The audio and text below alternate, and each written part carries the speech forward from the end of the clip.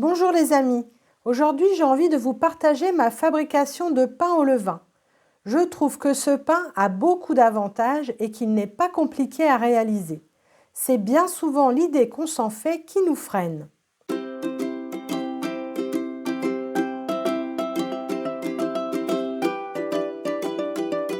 Vous lancez la première fois, vous devrez vous procurer un sachet de levain fermenticide en magasin bio. Un unique sachet vous suffira étant donné que vous pourrez ensuite garder un peu de votre préparation pour conserver votre propre levain.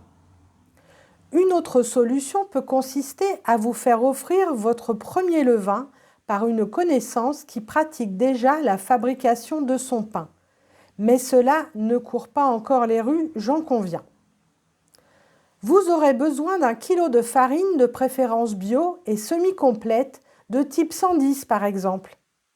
De l'eau entre 550 ml et 600 ml selon le type de levain que vous utiliserez, soit frais, soit en poudre. Une cuillère à soupe de sel fin pour 1 kg de farine.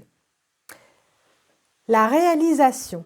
Dans l'exemple présent, j'utilise mon levain qui est resté dans ce pot au réfrigérateur durant une semaine. Il s'agit d'un morceau de pâte de la préparation que j'ai faite la semaine précédente. Ce levain pèse environ 200 g et va me permettre d'ensemencer 1 kg de farine. J'ajoute un peu d'eau et un peu de farine de seigle ou de celle que vous aurez sous la main pour nourrir le levain et relancer la pousse. Il faut le rendre un peu liquide et le diluer. Ensuite, je le laisse reposer et je reviens le surveiller jusqu'à pouvoir observer des bulles en surface. Cela peut être rapide, en moins d'une demi-heure. Ce n'est pas grave si vous l'oubliez un peu plus longtemps. Il est ainsi prêt pour ensemencer mon kilo de farine. Dans mon exemple, j'ai fait un mélange de farine de blé type 110 et de farine bio d'un mélange de céréales de type 130. Cette recette fonctionne avec tout type de farine comportant du gluten. Je saupoudre de la cuillère de sel fin.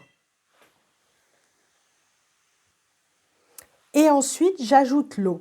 Ici, 550 ml car j'ai déjà ajouté de l'eau au levain au début. Mieux vaut en mettre moins que trop. Il est plus facile d'ajouter de l'eau que de devoir gérer un excès. Dans ce dernier cas, seul un ajout de farine supplémentaire résoudra le souci. Il est possible de tiédir l'eau à 30 degrés pour accélérer la pousse des pains.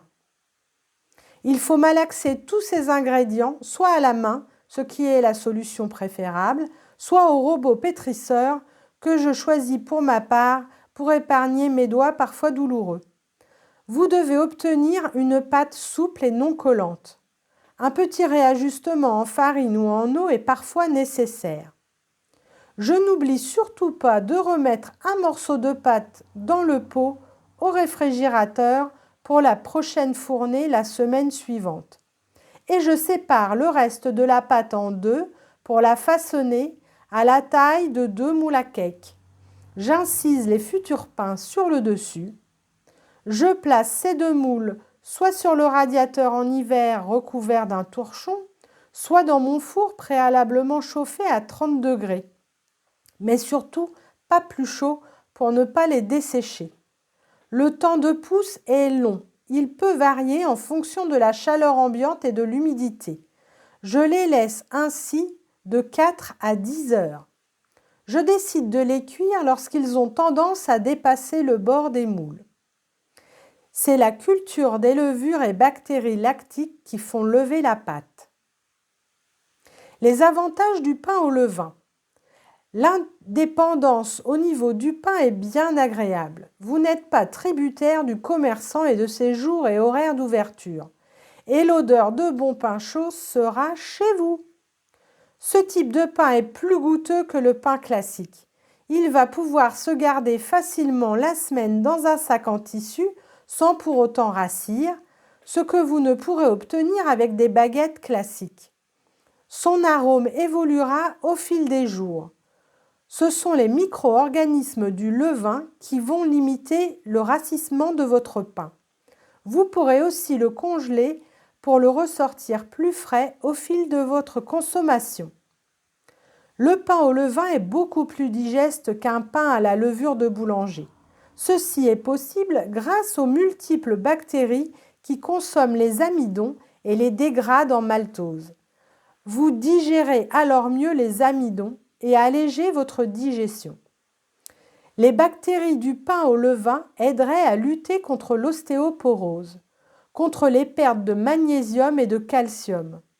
D'autre part, son indice glycémique est plus faible qu'avec du pain classique du fait de l'action du levain.